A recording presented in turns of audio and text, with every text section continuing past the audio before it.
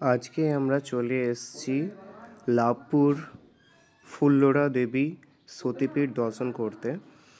তো আমরা জানবো যে এই সতীপীঠ আমরা যদি আসি তাহলে কিভাবে আসব, কোন সময় এলে আপনারা এই সতীপীঠ সাজানো গোছানো দেখতে পাবেন।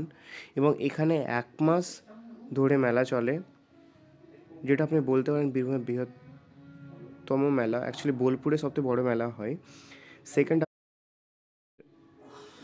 ফুল্লরা দেবীর মেলা।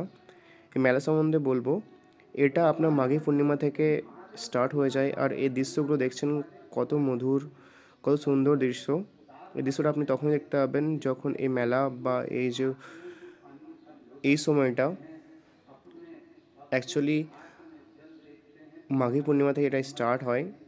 ঠিক আছে, মাঘী পূর্ণিমা মিন্স আমাদের যদি দেখতে হয় তাহলে এটা স্টার্ট হয়ে যায় আপনার মার্চ মাসে। ঠিক আছে, মার্চ মাসে স্টার্ট হয়ে যায়, কখনো ফেব্রুয়ারি মাসেও পড়ে এটা। তো এটা যেহেতু একটু লেটে হচ্ছে, তো এই বছর মার্চ মাসে পড়েছে, মার্চ এপ্রিলে থাকে। মিন্স মাঘী পূর্ণিমা যখনই হবে দেন তারপর আপনার এই দৃশ্য, এই আনন্দ আপনি এখানে এসে উপভোগ করতে পারবেন। এখানে আসার জন্য দেখতে পাবেন যে এখানে কত দূর দূরান্ত থেকে ভক্তগণ এসছেন, এবং আমাদের ছোটো ভাই, দাদা, দিদি, বোন এবং সবাই এসছেন এখানে দর্শন করতে। এবং এর ভিতরে গিয়ে আমরা মা ফুল্লরা দেবীকে দর্শন করব। ঠিক আছে, তো এর আগে আমি দর্শন করিয়েছিলাম। এটা হচ্ছে মা ফুল্লরা দেবী। এখান থেকে ঠিক বাইরে একটা কুণ্ড আছে, এবং ডান পাশে আপনি যেগুলো দেখতে পাচ্ছেন বাঁ দিকে অ্যাকচুয়ালি রাইট হ্যান্ডে, সেগুলো যে সমস্ত সাধুগুলো ছিলেন আমাদের, সে সমস্ত সাধু এখানে সন্ন্যাসীদের এখানে অ্যাকচুয়ালি দেহত্যাগ করেছিলেন, তো এখানে এখন আছেন। এবার এদিকে যখন চলে আসবো, তো এখানটায় আমাদের দুটো মহাদেব আছেন, রাইট হ্যান্ডে লেফট হ্যান্ডে দুটো মহাদেব। ঠিক আছে, এবং আমাদের এটা আপনি দেখতে পাচ্ছেন রাইট অ্যান্ড লেফটে। আমি মহাদেবকে দর্শন করানোর চেষ্টা করছি, কারণ উপরে যাওয়ার অনুমতি নেই। এই কারণে আপনি এখানে আরেকটা জিনিস দেখলাম যে টাকা পয়সা কোনো কিছু নেই যে আপনার টাকা দিতে হবে বা এরকম কোনো কিছু নেই। বাইরে কত সুন্দর একটা বসার জন্য আপনার প্লেস পেয়ে যাবেন। আর এর ঠিক নিচে আমাদের কুণ্ডটা আছে। আমি এবার কুণ্ডটা আপনাদেরকে দর্শন করে দেবো। এবার কুণ্ডর পরে এখন যে মেলাটা বসেছে, সেই মেলাটা আমি দর্শন করে দিচ্ছি আপনাকে।